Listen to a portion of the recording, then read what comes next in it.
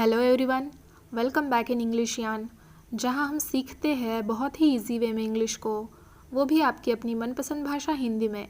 Friends, हमने अपने channel पर इंग्लिश ग्रामर का सबसे इम्पोर्टेंट पार्ट टेंस की सीरीज़ हाल ही में शुरू की है, जिसमें हम सेपरेटली एक एक कर टेंस के 12 टाइप्स को डिटेल्स में जानने वाले हैं। इन्हीं 12 टेंस में से इसकी पिछली 2 वीडियोज़ में हमने प्रेजेंट इंडेफिनिट और simple present tense and past indefinite, जिसको ही हम सिंपल पास्ट टेंस कहते हैं, इनके बारे में पढ़ा। और आज की इस वीडियो में हम फ्यूचर इंडेफिनिट टेंस के बारे में सीखेंगे। सिंपल फ्यूचर टेंस को ही हम फ्यूचर इंडेफिनिट टेंस इस नाम से भी जानते हैं, तो इन दोनों में आपको कंफ्यूज बिल्कुल भी नहीं होना है। सिंपल फ्यूचर टेंस यानी कि हिंदी में सामान्य भविष्यकाल या सादा भविष्यकाल, और फ्यूचर इंडेफिनिट यानी कि अनिश्चित भविष्यकाल, जो कि निश्चित नहीं है, इसलिए ये है अनिश्चित भविष्यकाल। देखिए फ्रेंड्स, इंग्लिश में बातचीत करने के लिए या इंग्लिश बोलना आने के लिए ग्रामर का अपना एक अलग ही महत्व है, और इसी ग्रामर में टेंस ये एक महत्वपूर्ण टॉपिक है। हमने इसकी पिछली 2 वीडियोज़ में प्रेजेंट और पास्ट इन दोनों को एक्सप्लेन किया है, और आज की इस वीडियो में हम फ्यूचर टेंस को सीखेंगे। तो आज के बाद आप सभी इन तीनों वीडियोज़ को देखने के बाद अपने आप को प्रेजेंट, पास्ट और फ्यूचर में डेफिनेटली एक्सप्रेस कर पाओगे, या इन तीनों टेंस के वाक्यों में आप अपने आप को दूसरों के सामने रख पाओगे, इनकी प्रैक्टिस कर पाओगे। तो चलिए सीखते हैं सिंपल फ्यूचर टेंस और फ्यूचर इंडेफिनिट टेंस, सामान्य या सादा भविष्यकाल या फिर अनिश्चित भविष्यकाल। अब सिंपल फ्यूचर टेंस यानी कि फ्यूचर इंडेफिनिट टेंस, सामान्य भविष्यकाल या अनिश्चित भविष्यकाल वो काल होता है जिसमें ये दर्शाया जाता है कि भविष्य में कोई क्रिया होने वाली है या भविष्य में कोई क्रिया होगी, इसको प्रेडिक्ट करना, यानी कि किसी चीज़ की भविष्यवाणी करना। ऐसी क्रियाएं इस टेंस के अंदर शामिल होती है। किस टेंस के अंदर? सिंपल फ्यूचर टेंस के अंदर। Okay, for example, I will go to school, मैं स्कूल जाऊंगा। यानी कि यहाँ पर हमको subject I, you, we, they, he, she, it, इनमें से कोई भी सब्जेक्ट हो, हमें यहाँ पर मेन वर्ब के आगे विल इस हेल्पिंग वर्ब का यूज़ करना है। तो फ्रेंड्स, यहाँ पर सिंपल फ्यूचर टेंस के सेंटेंसेस को बनाने का फॉर्मूला होगा subject plus will plus main verb plus object. आइए अब कुछ और एग्जांपल्स देखते हैं। शी विल लूज वेट, वह यानी कि किसी लड़की के बारे में कहा गया है, वह वज़न कम करेगी। ही विल डांस, वह नाचेगा। Now look at these sentences, I shall help you and I will help you. ये दोनों वाक्य सही है और इन दोनों का अर्थ भी सेम ही है, जिसका मतलब होता है मैं तुम्हें मदद करूँगा या मैं तुम्हें मदद करूँगी। फ्रेंड्स, इंग्लिश ग्रामर के रूल्स के हिसाब से आई और वी इन दोनों के साथ यानी कि फर्स्ट पर्सन के साथ शैल इस हेल्पिंग वर्ब का यूज़ होता है। पर फ्रेंड्स, आजकल एडवांस इंग्लिश के हिसाब से सभी के साथ विल का यूज़ होता है, और ये भी करेक्ट है। यानी कि subject I, you, we, they, he, she, it, इनमें से कोई भी सब्जेक्ट हो, आप शैल के जगह केवल विल का इस्तेमाल कर सकते हो। इसीलिए फ्रेंड्स, जब भी फ्यूचर टेंस की बात आए तो आपने बस विल को याद रख लिया, इतना काफ़ी है। यानी कि आपको केवल विल इस हेल्पिंग वर्ब को याद रखना है फ्यूचर इंडेफिनिट टेंस में या सिंपल फ्यूचर टेंस में। फ्रेंड्स, जो चीज़ें इन फ्यूचर यानी कि भविष्य में होने वाली है, उन चीज़ों को बताने के लिए या उन चीज़ों को दर्शाने के लिए हम इस टेंस का या हम इस काल का यूज़ करते हैं। For example, I will meet you on Sunday, मैं आपको संडे को मिलूँगा। इसी तरह इस काल में हम कभी कभी प्रेडिक्शंस भी बताते हैं, जैसे कि फॉर एग्जाम्पल, आज इंडिया मैच जीतेगा, India will win the match today. आज की मैच इंडिया जीतेगी या नहीं, ये मुझे पक्का पता नहीं, पर मुझे ऐसे लगता है कि आज की मैच इंडिया ज़रूर जीतेगी। ये एक प्रेडिक्शन है, right? So friends, now let's see the negative forms of simple future tense. अब हम सिंपल फ्यूचर टेंस के कुछ नकारात्मक वाक्यों को भी देखेंगे। ही विल जंप का नेगेटिव होगा ही विल नॉट जंप, यानी कि वह नहीं कूदेगा। यहाँ पर देखिए विल नॉट की जगह पर हम वोंट ये कॉन्ट्रैक्शन यूज़ कर सकते हैं, यानी कि ही वोंट जंप, वह नहीं कूदेगा। So friends, simple future tense के नेगेटिव सेंटेंसेस को बनाने का फॉर्मूला है subject plus will not plus main verb plus object.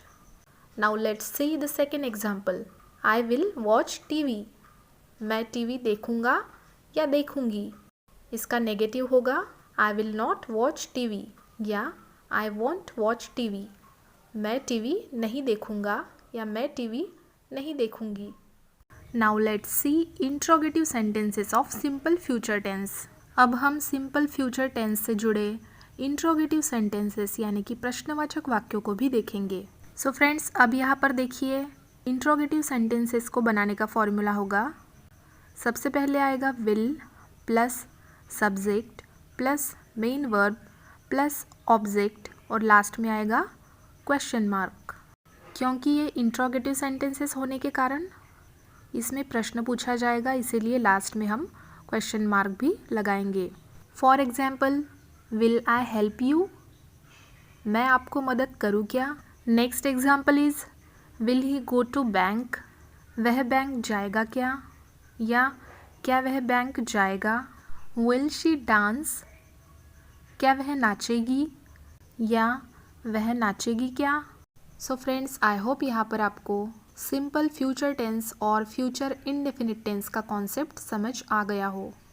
आइए अब हम इसी टेंस यानी कि सिंपल फ्यूचर टेंस से जुड़े कुछ एक्सरसाइजेस की प्रैक्टिस आप लोगों को करवाएंगे, क्योंकि जितनी ज़्यादा प्रैक्टिस आप लोग करते जाओगे, जितने ज़्यादा सेंटेंसेस को सीखते जाओगे, उतने ही परफेक्ट आप ग्रामर में बनते जाओगे।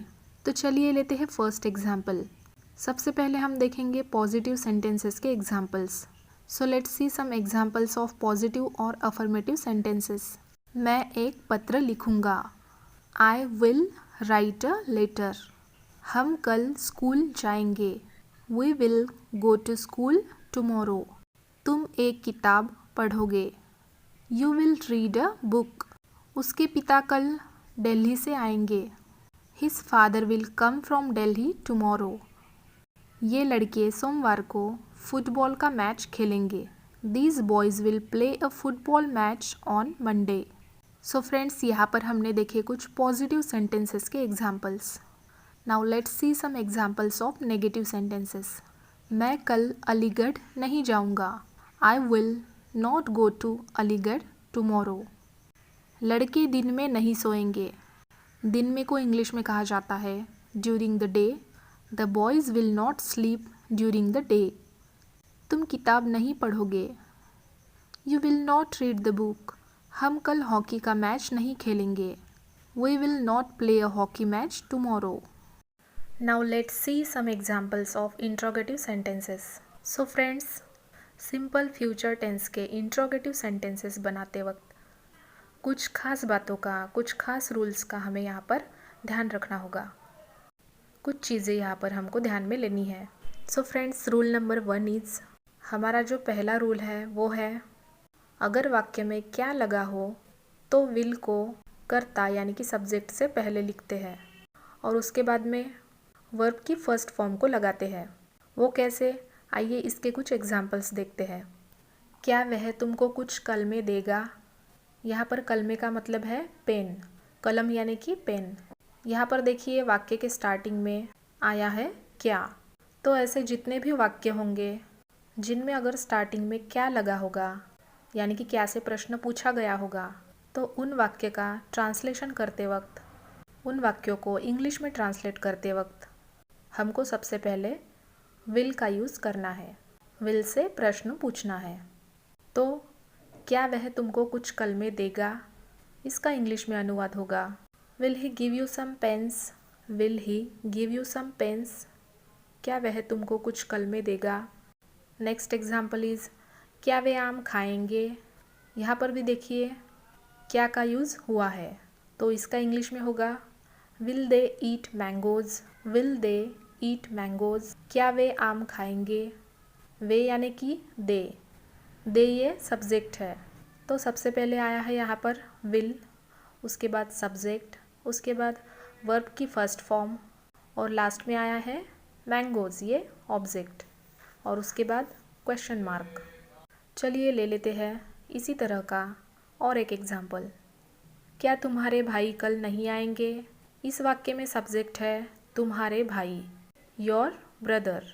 तो इसका इंग्लिश में अनुवाद होगा will your brother not come tomorrow? Will your brother not come tomorrow? So friends, यहाँ पर हमने समझा सिंपल फ्यूचर टेंस के इंट्रोगेटिव सेंटेंसेस को बनाने का first rule. Now we will see here the second rule. आइए अब हम सेकेंड रूल को समझ लेते हैं। अगर वाक्य में कहीं पर भी कब, क्यों, क्या, कहा आदि प्रश्नवाचक शब्द आए हो तो सबसे पहले वाक्य के स्टार्टिंग में ही इनकी अंग्रेज़ी जैसे व्हेन, व्हाई, व्हाट, वेयर इनका यूज़ करना है। इसके बाद हमें विल को यूज़ करना है। उसके बाद हमें कर्ता यानी कि सब्जेक्ट को यूज़ करना है। फिर वर्ब की फर्स्ट फॉर्म यानी कि V1 आएगी, फिर आएगा ऑब्जेक्ट और लास्ट में प्रश्नवाचक चिन्ह यानी कि क्वेश्चन मार्क को हमें यूज़ करना है। आइए इसको समझने के लिए कुछ एक्सरसाइजेस हम देख लेते हैं। So our first example is हम कल कहाँ जाएंगे। अब यह देखिए रूल नंबर 2 के हिसाब से यहाँ वाक्य में आया है कहाँ, इसलिए इसका अनुवाद यानी कि ट्रांसलेशन करते वक्त सबसे पहले आएगा कहाँ यानी कि व्हेन, उसके बाद विल, उसके बाद आएगा सब्जेक्ट जो कि है हम यानी कि वी, उसके बाद जाएंगे यानी कि जाने की क्रिया की फर्स्ट फॉर्म V1 जो कि है गो, और फिर आएगा ऑब्जेक्ट जो कि है कल यानी कि टुमारो, और लास्ट में आएगा क्वेश्चन मार्क। सो ये सेंटेंस इस तरह बनेगा when will we go tomorrow? When will we go tomorrow? हम कल कहाँ जाएंगे? ओके, क्लियर है सबको? नाउ इसी से रिलेटेड एक और एग्जाम्पल लेते हैं। तुम कल क्या करोगे? देखिए फ्रेंड्स, यहाँ पर आया है क्या यानी कि व्हाट, तो इस सेंटेंस का अनुवाद होगा what will you do tomorrow? What will you do tomorrow? तुम कल क्या करोगे? तुम कल क्या करोगे? सो फ्रेंड्स, इस तरह यहाँ पर हमने काफ़ी इजी तरीके से और काफ़ी डिटेल में सिंपल फ्यूचर टेंस और फ्यूचर इनडेफिनिट टेंस को एक्सप्लेन किया है। आई होप ये जानकारी आपको पसंद आई हो।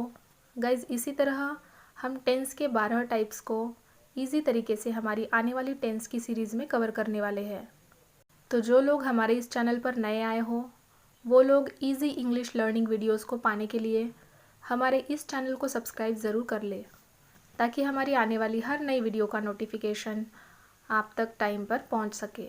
उसी तरह गाइज, आपके कुछ डाउट्स एंड क्वेरीज होंगे तो आप हमें उसे कमेंट बॉक्स में लिखकर पूछ सकते हो। हम आपकी सहायता करने की पूरी कोशिश करेंगे। सो फ्रेंड्स, आज के लिए बस इतना ही। फिर मिलते हैं नेक्स्ट वीडियो में एक नया टॉपिक आप सब लोगों के लिए लेकर। तब तक keep learning, keep practising, keep sharing. Bye bye and take care.